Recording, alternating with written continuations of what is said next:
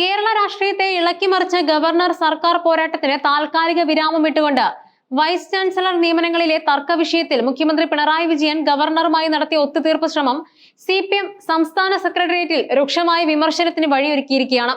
ഒരു വശത്ത് ഭരണഘടനാപരമായി പ്രതിസന്ധി ഒഴിവാക്കാൻ ശ്രമിക്കുമ്പോൾ മറുവശത്ത് പാർട്ടി നേതൃത്വത്തെ പൂർണ്ണമായി വിശ്വാസത്തിലെടുക്കാതെയുള്ള മുഖ്യമന്ത്രിയുടെ ഈ നീക്കം CPM എന്ന കേഡർ പാർട്ടിക്കുള്ളിലെ അധികാര ഘടനയെയും രാഷ്ട്രീയ ശൈലിയെയും കുറിച്ചുള്ള ചോദ്യചിഹ്നങ്ങളാണ് ഉയർത്തുന്നത്. വർഷങ്ങളായി കേരളത്തിലെ സർക്കാരും രാജ്ഭവനുമായി നിലനിന്നിരുന്ന കടുത്ത ശീതസമരത്തിന്റെ പ്രധാന കാരണം ഉന്നത വിദ്യാഭ്യാസ മേഖലയിലെ നിയമനങ്ങളായിരുന്നു. സർവകലാശാലകളുടെ ചാൻസലർ എന്ന നിലയിലുള്ള ഗവർണറുടെ അധികാരം സർക്കാരിന്റെ താല്പര്യങ്ങൾക്കനുസരിച്ച് VC-മാരെ നിയമിക്കുന്നതിനെ ചൊല്ലി വലിയ നിയമ പോരാട്ടങ്ങൾ നടന്നു. പലപ്പോഴും ഈ നിയമനങ്ങൾ രാഷ്ട്രീയ നിയമനങ്ങളായി വ്യാഖ്യാനിക്കപ്പെട്ടു.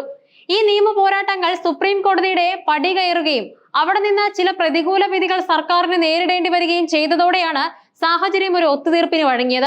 ഞായറാഴ്ച മുഖ്യമന്ത്രിയും ഗവർണറുമായി നടന്ന കൂടിക്കാഴ്ച തികച്ചും അപ്രതീക്ഷിതമായിരുന്നു. ഈ കൂടിക്കാഴ്ചയുടെ ഉള്ളടക്കം രഹസ്യമായി സൂക്ഷിക്കപ്പെട്ടെങ്കിലും VC നിയമനങ്ങളുമായി ബന്ധപ്പെട്ട തർക്കങ്ങളിൽ ഒരു ധാരണ രൂപപ്പെട്ടു എന്നാണ് റിപ്പോർട്ടുകൾ സൂചിപ്പിക്കുന്നത്. നിയമപരമായ നടപടികൾക്കോ രാഷ്ട്രീയ കൂടിയാലോചനകൾക്കോ സമയം നൽകാതെ അതീവ രഹസ്യമായി നടന്ന ഈ കൂടിക്കാഴ്ചയാണ് പാർട്ടിക്കുള്ളിൽ പ്രധാനമായും വിമർശനത്തിന് ഇടയാക്കിയത്.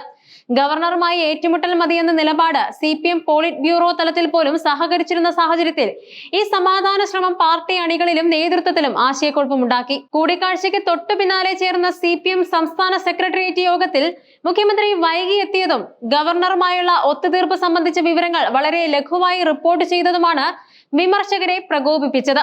കേവലം ഏതാനും വാക്കുകളിൽ ഒതുക്കിയ റിപ്പോർട്ടിംഗ് പാർട്ടിയോടുള്ള കൂടിയാലോചനയുടെയും ജനാധിപത്യപരമായ സമീപനത്തിന്റെയും കുറവായി വിലയിരുത്തപ്പെട്ടു. ഏറ്റവും രൂക്ഷമായ വിമർശനം ഉയർന്നത് ഈ ഒത്തുതീർപ്പിന്റെ ആവശ്യം എന്തായിരുന്നു എന്ന ചോദ്യരൂപത്തിലായിരുന്നു. സുപ്രീം കോടതിയിൽ കേസുകൾ നിലനിൽക്കുമ്പോൾ ശക്തമായ രാഷ്ട്രീയ പ്രതിരോധം തീർത്ത് നിയമപരമായ വഴികളിലൂടെ മുന്നോട്ടു പോകാനുള്ള സാധ്യതകളെല്ലാം അടച്ചുകൊണ്ട് ഗവർണറുടെ നിലപാടുകൾക്ക് വഴങ്ങിക്കൊടുത്തത് തെറ്റായ സന്ദേശം നൽകുമെന്നായിരുന്നു പ്രധാന വിമർശനം.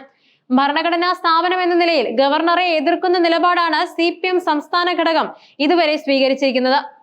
ഈ നിലപാട് ഒറ്റയടിക്ക് മാറ്റുന്നത് പാർട്ടിയുടെ വിശ്വാസ്യതയ്ക്ക് മങ്ങലേൽപ്പിക്കും. കേന്ദ്ര സർക്കാരിന്റെ PM ശ്രീ പദ്ധതി കേരളത്തിൽ നടപ്പാക്കാൻ സംസ്ഥാന സർക്കാർ കാണിച്ച താല്പര്യം നേരത്തെ CPM നേതൃത്വത്തിനുള്ളിൽ വലിയ വിമർശനങ്ങൾക്ക് ഇടയാക്കിയിരുന്നു. കേന്ദ്രവിരുദ്ധ നിലപാടുകൾക്ക് കോട്ടം തട്ടുന്ന നീക്കമാണിതെന്നും അന്ന് അഭിപ്രായം ഉയർന്നു. സമാനമായ വിമർശനമാണ് ഗവർണറുമായുള്ള ഒത്തുതീർപ്പിലും ഉയർന്നത്.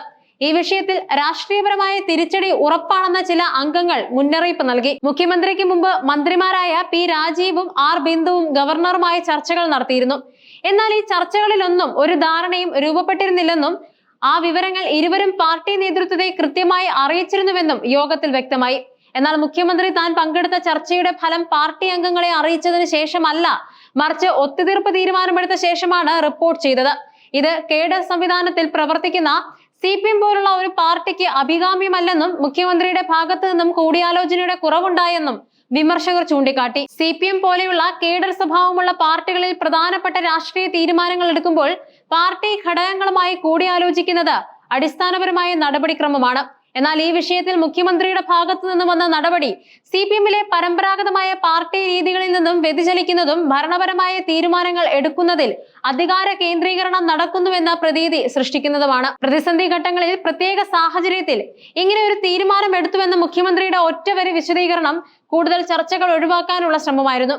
ശക്തമായ വിമർശനം ഉയർന്നുവെങ്കിലും മുഖ്യമന്ത്രിയുടെ ശക്തമായ നിലപാടിന് മുന്നിൽ കൂടുതൽ ചർച്ചകളിലേക്ക് കടക്കാതെ സെക്രട്ടേറിയറ്റ് യോഗം ഈ വിഷയം അവസാനിപ്പിക്കുകയായിരുന്നു. ഈ ഒത്തുതീർപ്പ് നീക്കം ഉന്നത വിദ്യാഭ്യാസ മേഖലയിൽ തൽക്കാലം ശാന്തമായ അന്തരീക്ഷം സൃഷ്ടിക്കുമെങ്കിലും CPM-ന്റെ ആഭ്യന്തര രാഷ്ട്രീയത്തിൽ ഇത് ദൂരവ്യാപകമായ പ്രത്യാഘാതങ്ങൾ ഉണ്ടാക്കിയേക്കാം. പാർട്ടിയുടെ കൂട്ടായ തീരുമാനങ്ങളിൽ നിന്നും വ്യതിചലിച്ചുകൊണ്ടുള്ള നീക്കങ്ങൾ സംസ്ഥാന നേതൃത്വത്തിൽ മുഖ്യമന്ത്രിയുടെ അപ്രമാദിത്വം എത്രത്തോളം ഉണ്ടെന്ന് വ്യക്തമാക്കുന്നുണ്ട്.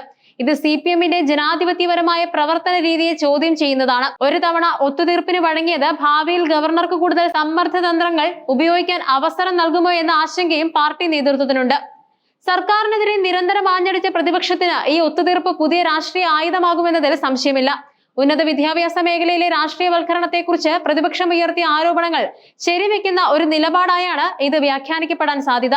ചുരുക്കത്തിൽ VC നിയമനങ്ങളുമായി ബന്ധപ്പെട്ട് മുഖ്യമന്ത്രി നടത്തിയ ഒത്തുതീർപ്പ് ശ്രമം കേരളത്തിലെ രാഷ്ട്രീയ പ്രതിസന്ധിക്ക് താൽക്കാലിക ശമനം നൽകിയെങ്കിലും CPM എന്ന പ്രസ്ഥാനത്തിനുള്ളിലെ നേതൃത്വ ശൈലിയെയും രാഷ്ട്രീയ തീരുമാനങ്ങൾ എടുക്കുന്ന പ്രക്രിയയെയും കുറിച്ച് വലിയ ചർച്ചകൾക്ക് വഴി തുറന്നിരിക്കുകയാണ്.